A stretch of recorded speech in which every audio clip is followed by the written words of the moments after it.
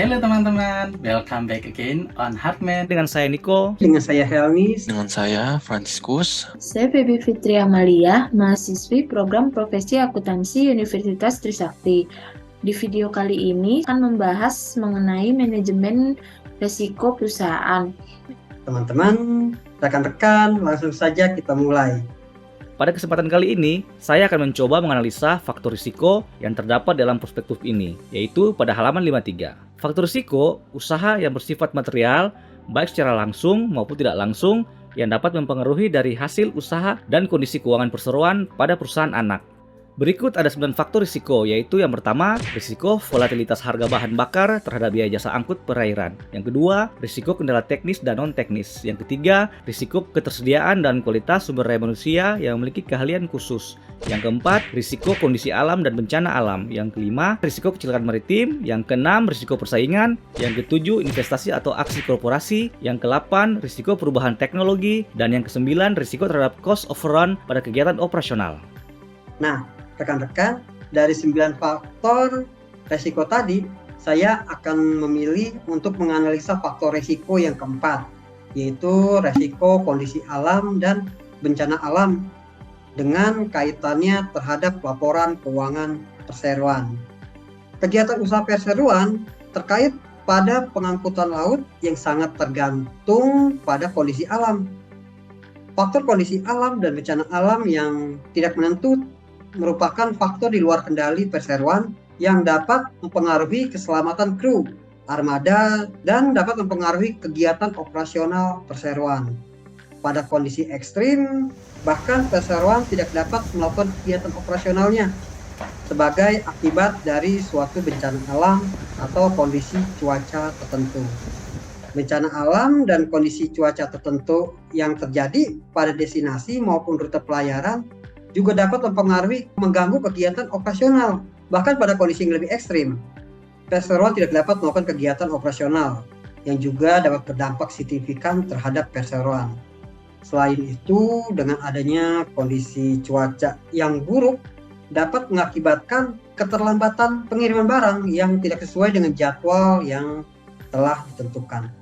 Ketidakmampuan perseroan memenuhi ketepatan jadwal dapat mempengaruhi kinerja keuangan perseroan. Apabila pelanggan menetapkan penalti, bisa ada ganti rugi atas hal tersebut.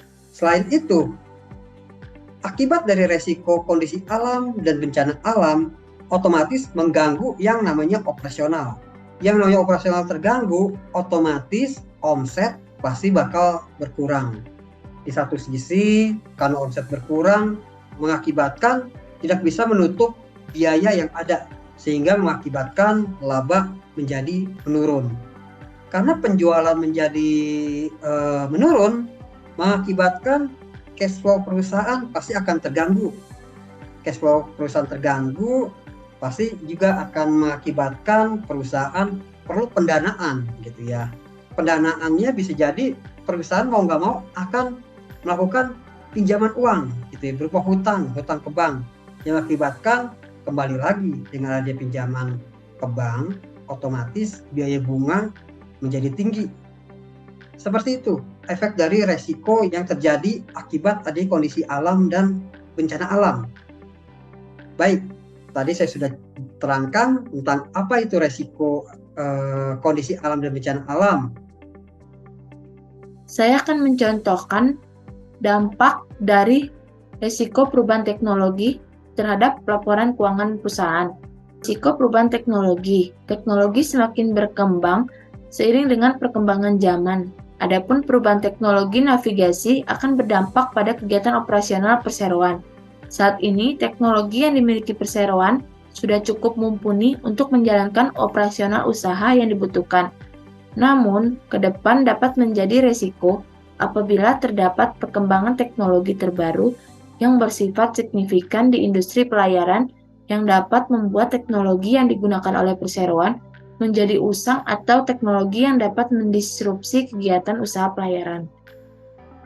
Perubahan teknologi akan mempengaruhi aset dan kas perseroan karena dengan pembelian teknologi tersebut akan mengurangi kas perusahaan dan akan menambah aset perseroan, khususnya aset tidak berwujud.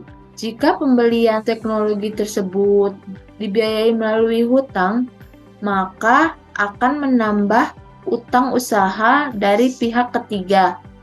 Dan hal ini mempengaruhi laporan posisi keuangan atau balance sheet perusahaan juga.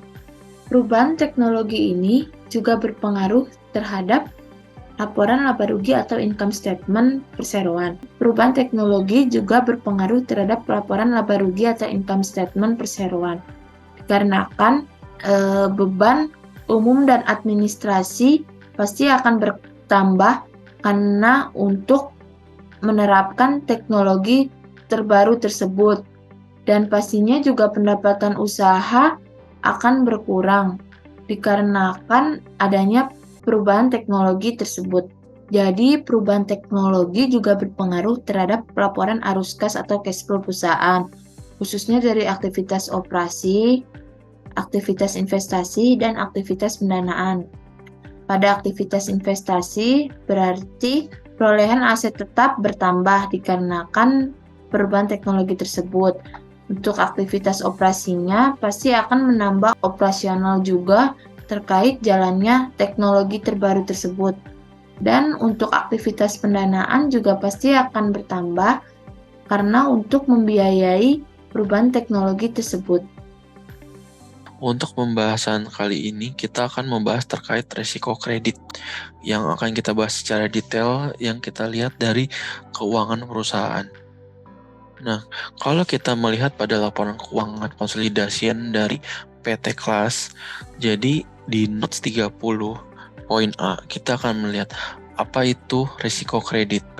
Resiko kredit adalah resiko bahwa pihak lain tidak dapat memenuhi kewajiban atas suatu instrumen keuangan atau kontrak pelanggan yang menyebabkan kerugian keuangan. Tujuan grup adalah untuk mencapai pertumbuhan pendapatan yang berkelanjutan, seraya meminimalkan kerugian yang timbul atas eksposur peningkatan risiko kredit. Kemudian kalau kita ke poin B, di situ ada risiko likuiditas. Risiko likuiditas adalah risiko bahwa grup akan kesulitan untuk memenuhi liabilitas keuangannya akibat kekurangan dana. Exposure grup atas risiko likuiditas pada umumnya timbul dari ketidaksesuaian profil jatuh tempo antara aset dan liabilitas. Perusahaan mengelola risiko likuiditas dengan mempertahankan kas yang mencukupi untuk memungkinkan perseroan dalam memenuhi komitmen perusahaan untuk operasi normal perusahaan. Selain itu, perusahaan juga melakukan pengawasan proyeksi dan arus kas aktual secara terus-menerus, serta pengawasan tanggal jatuh tempo pada aset dan liabilitas keuangan. Jadi kalau dilihat dari sisi hutang lancar, dia ada dua, yaitu hutang usaha kepada pihak ketiga dan beban accrual, yang dimana semuanya itu jatuh tempo atau harus dibayar dalam kurun waktu kurang dari 1 tahun. Kalau kita lihat pada 30 November 2022, pelaporan periode yang terakhir, jumlah utang usaha dan beban accrual sebesar 10,4 miliar rupiah. Kita akan melihat dari sisi keuangan yang lain. Di sini kita melihat tentang balance sheet atau neraca dari perusahaan atau grup. Jadi kalau kita lihat, aset lancar itu adalah salah satu indikator untuk melihat tingkat likuiditas perusahaan. Dengan likuiditas yang baik, maka perusahaan akan dapat membayar utang jangka pendek dengan aset lancar dengan baik. Kalau kita lihat pada neraca kali ini, pada 3 tahun terakhir, Desember 2021, 2020, dan 2019, nilai neraca, nilai hutang lancar lebih besar dibandingkan dengan aset lancar. Hal ini dapat diartikan bahwa perusahaan tidak mampu melakukan pembayaran terhadap hutang lancar dengan aset lancar yang dimiliki oleh perusahaan. Tapi kalau kita lihat pada periode yang terakhir, yaitu pada 30 November 2022, posisi aset lancar meningkat dibandingkan dengan utang lancar, sehingga dapat dikatakan bahwa perusahaan memiliki likuiditas yang cukup baik atau lebih baik dibanding 3 tahun yang sebelumnya. Karena dengan jumlah utang lancar sebesar 56 miliar dapat dibayarkan dengan aset lancar sebesar 75 miliar, sehingga rasio likuiditas di atas 1,0. Apabila kita lihat di sini, mungkin kenaikan aset lancar berkisar antara sekitar 30 miliar rupiah dibandingkan dari November 2022 dibandingkan dengan 31 Desember 2021. Terdapat aset keuangan lancar lainnya sebesar 32 miliar, yang dimana tidak ada pada tahun-tahun sebelumnya. Di sisi lain, untuk liabilitas terdapat penurunan yang cukup signifikan sekitar 19 miliar rupiah. Apabila kita lihat di sini, terdapat penurunan yang signifikan pada utang bank jangka pendek dan utang usaha pihak ketiga. Mungkin yang paling banyak adalah utang usaha pihak ketiga, yang dimana pada tahun lalu sebesar 31 miliar menjadi 10 miliar. Dengan melakukan mitigasi risiko kredit seperti yang dibahas sebelumnya, jadi perusahaan melakukan proyeksi atas rasio likuiditas, lalu perusahaan melakukan pengawasan pada aset dan liabilitas keuangan yang akan jatuh tempo, diharapkan likuiditas ini akan terus membaik dan tidak pada posisi di bawah 1,0. Lalu di sisi cash flow kita lihat perusahaan sejak tahun 2019 memang tidak pernah memiliki kas operasi yang negatif. Jadi selalu positif karena secara profit perusahaan juga memiliki tidak pernah mencatat kerugian sejak tahun 2019 dilaporkan. Mungkin keuangan ini negatif dikarenakan perusahaan masih melakukan aktivitas investasi. Bisa dilihat dari tahun 2019 terdapat pengeluaran aktivitas investasi sebesar 69 miliar rupiah.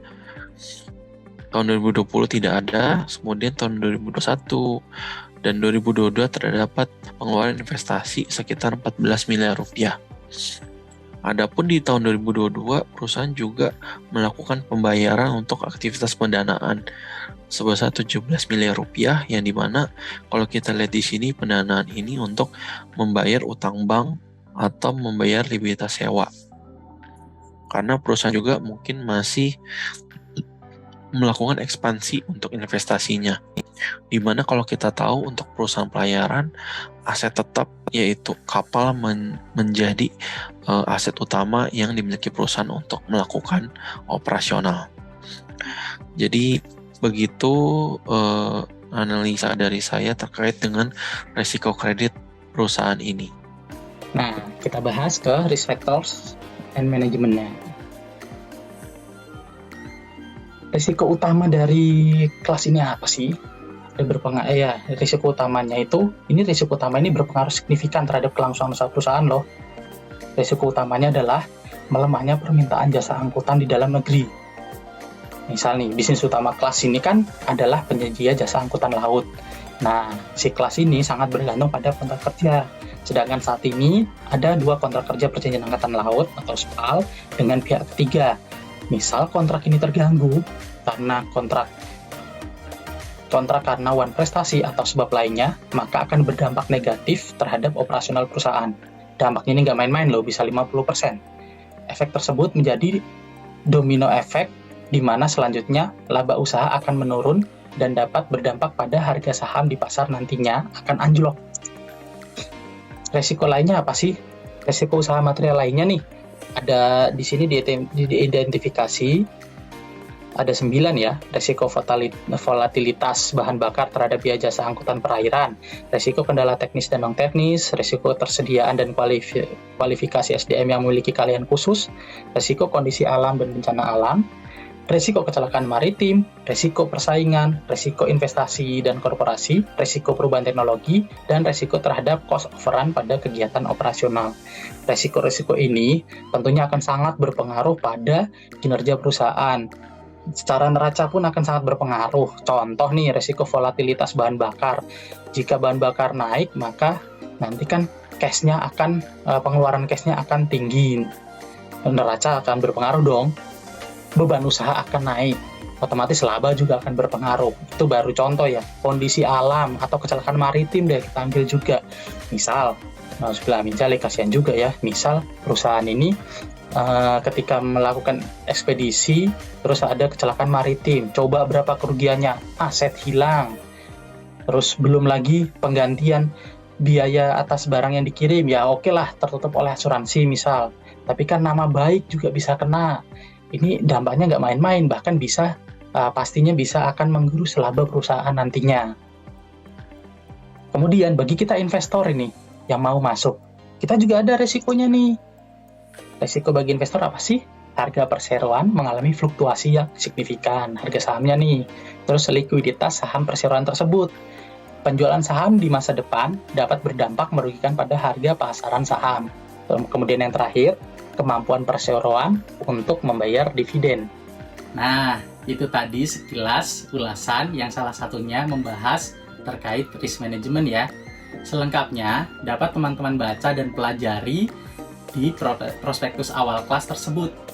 Selain analisa melalui prospektus awal kelas tersebut, teman-teman juga dapat melakukan analisa dengan cara membandingkan dengan emiten sejenis dan juga melihat serta mengikuti news yang ada ya. Bagi teman-teman yang tidak berhasil mengikuti IPO kelas ini dan masih berminat untuk membeli saham kelas ini, tenang saja. Teman-teman dapat melakukan pembelian di pasar sekunder, di mana kelas ini akan melantai di bursa per tanggal 12 Juni 2023. Catat tanggalnya ya. Sekian pembahasan video kali ini. Terima kasih sudah menonton. Semoga bermanfaat bagi kita semua. Dan sekian analisa singkat tentang dampak resiko terhadap laporan keuangan perusahaan. Semoga kita dapat belajar bersama dengan adanya video ini. Sehat selalu ya teman-teman. Danke.